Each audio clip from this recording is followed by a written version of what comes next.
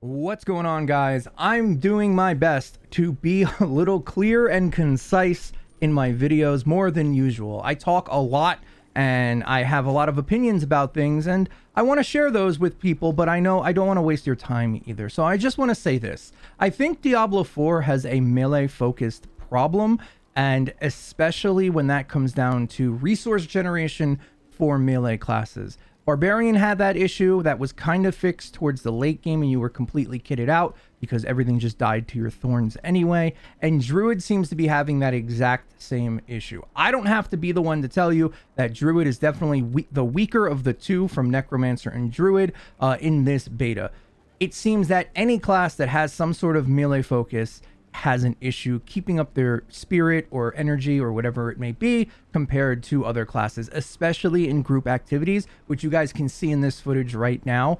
I couldn't even get to the enemies before they were dying, so I couldn't use any of my abilities because I had no spirit to do so. So that is a bit of an issue. Maybe that is fixed in the Paragon boards, but I don't want to spend this whole video talking about that. I promised you guys a Druid video. I'll make that video maybe Monday, and we can have a discussion about that kind of stuff then. So now let's jump into the Druid video that I plan on bringing you right this second. Originally, if you guys liked the last video, which you guys did, thank you guys so much for the support on that. I really do appreciate it. Like and subscribe, all that jazz.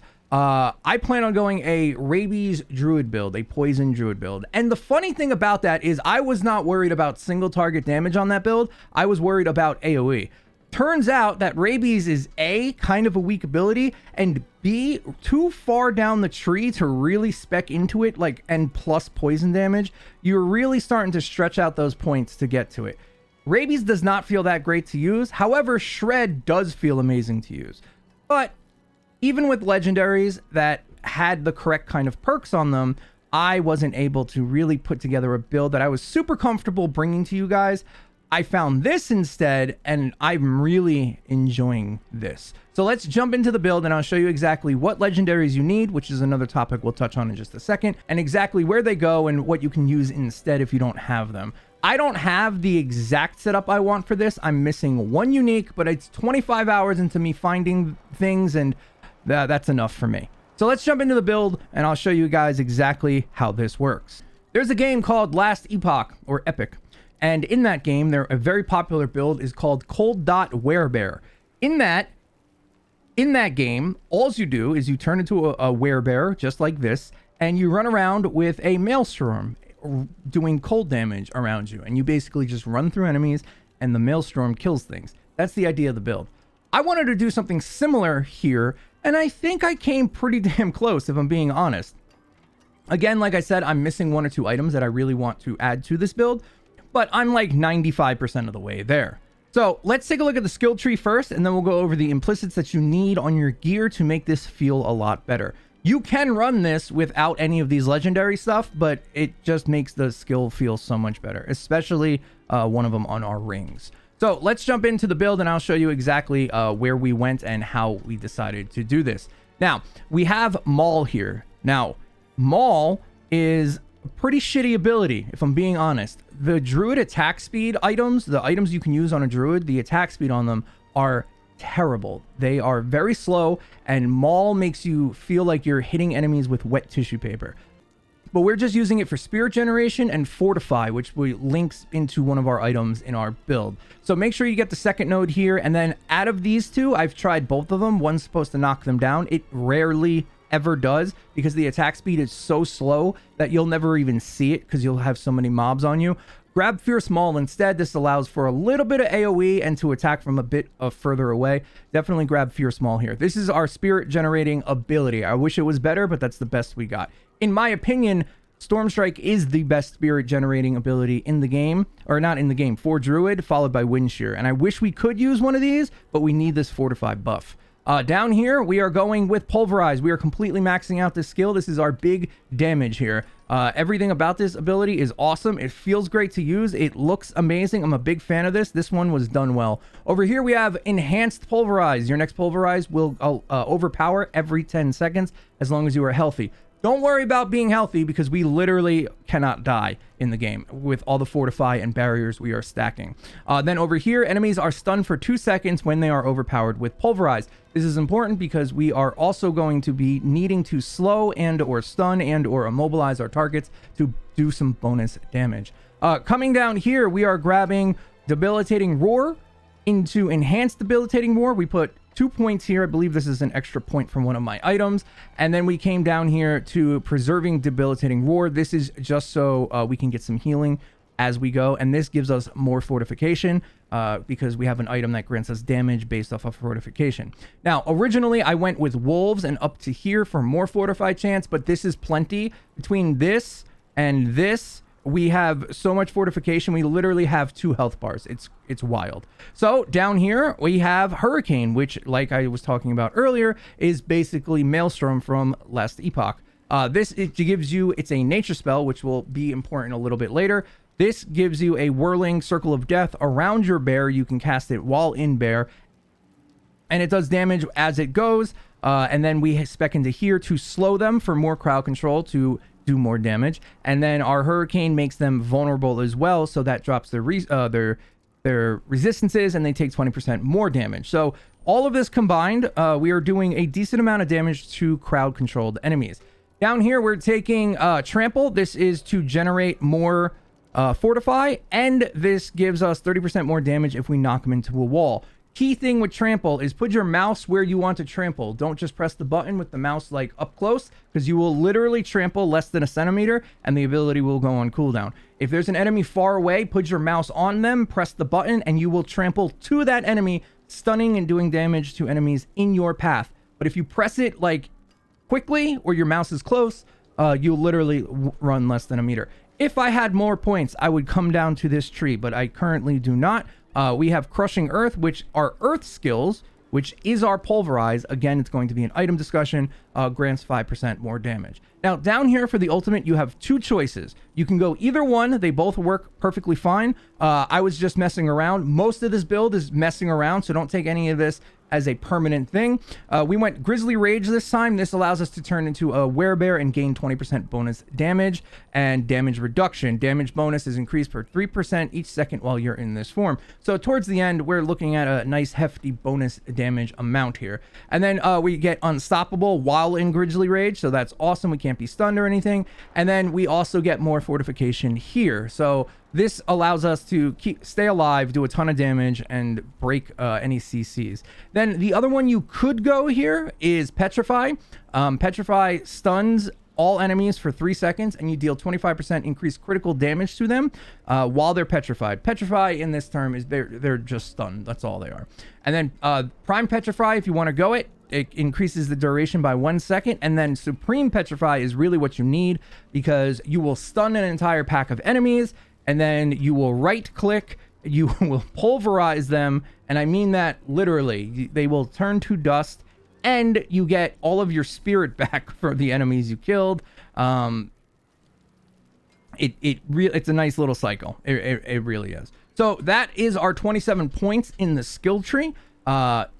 You could, if you want to, maybe take out a point here and here if you want to go this route. The only reason I don't like this, it doesn't feel great on bosses, and stick some more points in here. You could skip Maelstrom and go down here and get more damage per your Pulverize. But this clears a lot of trash enemies. I'm a big fan of this ability. I wish I could go here and make it last longer, but we just don't have enough points. So those are the skills you are going to need, and I'll do my best to put some sort of graphic at the end of this video so you guys can follow along. Then on to our items.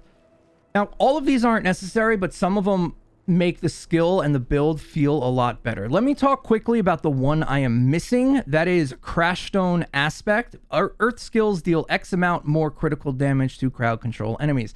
Since we have the dash, the trample that crowd controls, Maelstrom that crowd controls, Pulverize that crowd controls, literally everything we have crowd controls for the most part. This would be almost a complete always on type of implicit, but I can't get this friggin' thing to drop. This and the pets do more damage are the 2 I'm looking for, and I cannot get either one of them. The reason it says Earth skills though is because, let's talk about exactly why that is. On our gloves, we have Pulverize is now also an Earth skill. After casting Pulverize, tectonic spikes continue to deal 185% damage, or 85 damage, over 2 seconds. This creates a little AOE where we're standing and just does, 200 damage over 2 seconds. It's nice. The main thing we're using this for is to turn our Pulverize into an Earth skill. Up here on our chest piece, we have you heal for 8.4 life. I'm sorry, you heal for 8.4 life per second for each close enemy, up to 42 life. Again, we're never going to die. Damage from your Earth skills, slow enemies hit. So this automatically puts a slow on our Pulverize, which makes us do even more consistent damage. Then down here we have, this is, I would get rid of this if I could. I just don't have anything better. So I combine this with our weapon, which we'll talk about in just a second, to compensate for me not having that aspect that I want. Damaging an elite enemy grants you a barrier, absorbing up to 315% damage for 10 seconds. This is amazing. It literally basically makes you tank a free hit, or if it's small mobs, you basically become immune. They don't do enough damage. And then on top of that, I guess we'll go to the weapon. Deal 30% increased damage while you have a barrier. So bare minimum every 30 seconds, or when it counts, honestly, because our Pulverize one-shots anything anyway, or the little mobs, you'll do 30% extra damage against bosses and stuff. For here, becoming injured while crowd control grants you unstoppable. This is just to break out if we're crowd controlled and like frozen or stunned. Over here we have, this is kind of cool, this is why we are running Maelstrom, or Hurricane in this case. This is imprinted is casting a storm skill grants your Earth skills 58.5% critical strike damage for 4 seconds. Casting an Earth skill increases the critical strike chance of your storm skills by 15%. This is a cool little thing that, ebbs and flows. You use Pulverize, your Hurricane hits harder. You use Hurricane, your Pulverize has a chance to hit harder. It's a very nice little cycle of two things going off at once. Big fan of this. If I had the correct aspect on my weapon, I feel like this would be even better. Then down here, your core skills deal up to 26% increased damage based on your amount of Fortify. That is why we are stacking so much Fortify. Honestly, you don't need that much, but literally, I mean this seriously, I end up having 2 health bars. You can see it in the footage. I literally have 2 health bars most of the time. You will not die with this build. And then down here, Shockwave Ring. This is the other big one that you definitely want if you're running this build. Pulverize creates a Pulverize creates a shockwave that travels forward, dealing 122% of its damage to targets in its path. This is amazing. This makes Pulverize an actual usable ability. The AOE on this is nuts. You can hit one enemy and it kills all the enemies behind them. I really like this one. It just kind of blows my mind that they can come up with something like this that feels amazing, and then they come up with, I don't know, this shred thing that doesn't even work half the time. It's just that's a topic for another video. Down here we just have a yellow totem. I don't have anything better. 25 hours of play, haven't found anything that I wanted to replace this with. So that's the build. Critical strike damage as much as we can, swapping between earth and storm skills, having cold damage slows, AoE slows, and crowd control to get extra damage off of our skill tree.